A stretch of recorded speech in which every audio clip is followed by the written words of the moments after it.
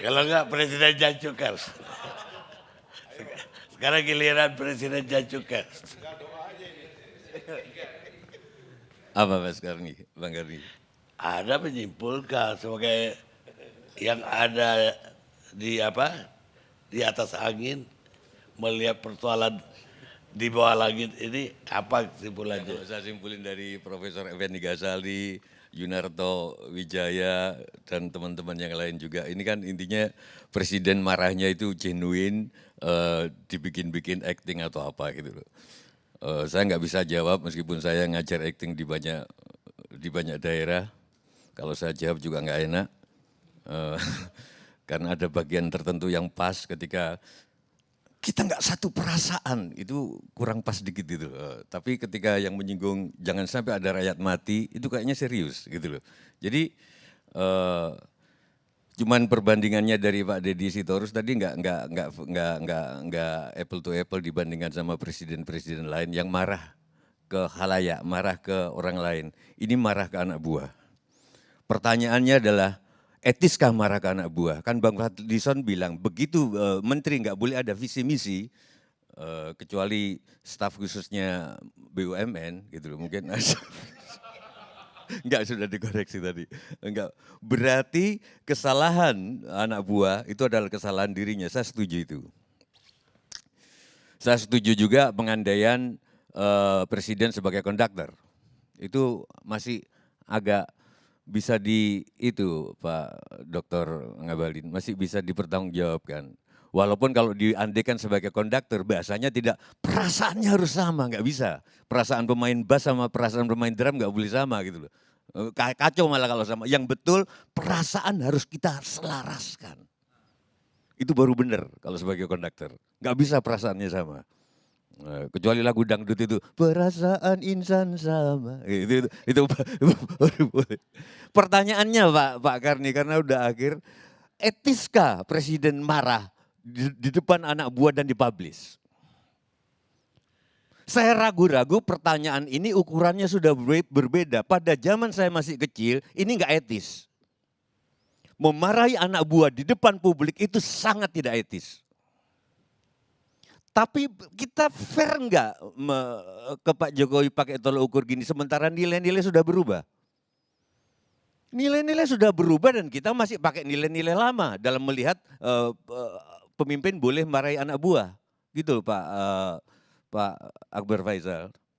Dulu zaman saya kecil itu bapak saya bisa minta apapun ke istrinya, ke ibu saya, jam berapapun. Sekarang saya dan semua suami-suami nggak bisa, terutama pas di setel jam drama Korea. Sudah kopi bikin sendiri, nanya gula aja nggak bisa. Gula di mana? Mata ke TV. Ayo siapa yang berani pada jam 7 ketika The Word of Marriage diputar di TV. Nanya kopi di mana? Digertak pasti sama istri. Konsentrasi udah ke situ. Maka kalau di jam 7 sore, ya minum kopi di rumah. Di warung. Enggak, maksud saya nilai-nilai udah berubah. Ya, minum kopi di rumah itu berarti nilai belum berubah. Salahnya di situ. Oke, nah. Ketika nilai-nilai berubah, apa kita ini renungan bersama sekaligus untuk pemirsa di rumah kan tuntutannya apa sih ILC itu nggak ada solusi. Ya, yang bikin solusi ya eksekutif dong. Kita kan cuma wacana-wacana aja. Enggak, ini saya bukannya. Solusinya tadi banyak yang mengusulkan, ya silakan Pak Presiden segera bikin reshuffle.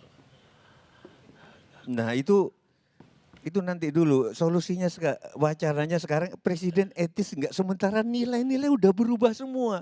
Namanya perguruan tinggi itu Pak Depokan zaman dulu Pak, itu tersembunyi dan enggak ada iklan. Makin sekarang perguruan bahkan ITB aja ngiklan, UGM ngiklan. Ini gimana coba pendidikan mengiklankan diri. Kita sudah enggak apa-apa, terus ada presiden marah di depan anak buah, kita protes. Maka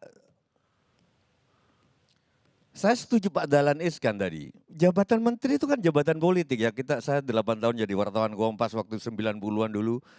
menteri itu sudah jabatan politis. Nah, presiden marah ke jabatan politis, padahal aktualisasinya di lapangan tergantung direktur.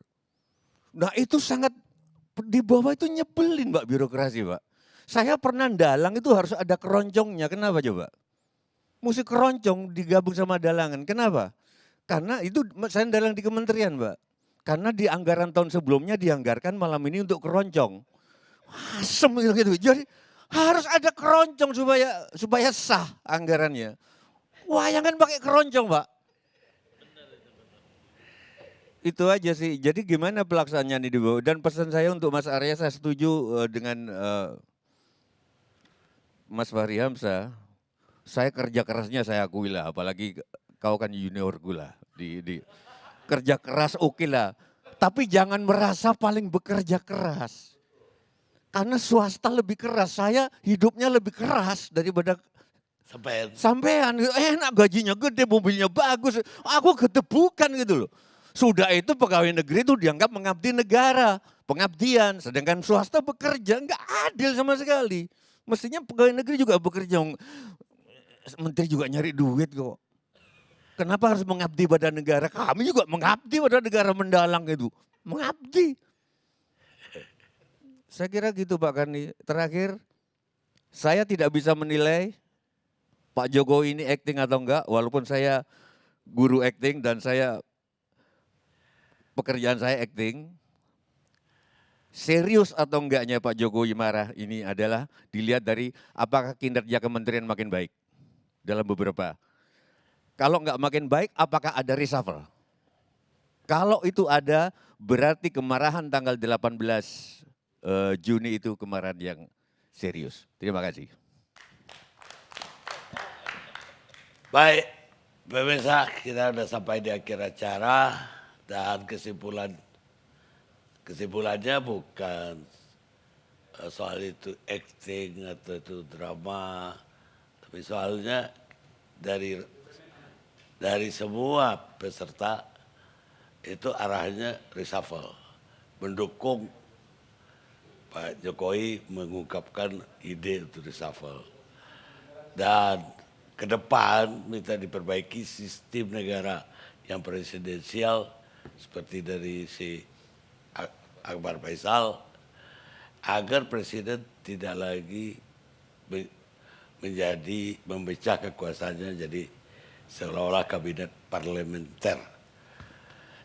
Namun kepada presiden walaupun marah, saya ingin mengutipkan sebuah kata-kata filosof juga, ketika Anda lagi marah, jangan melakukan apapun. Karena apapun yang akan Anda lakukan, itu pasti dengan cara yang salah.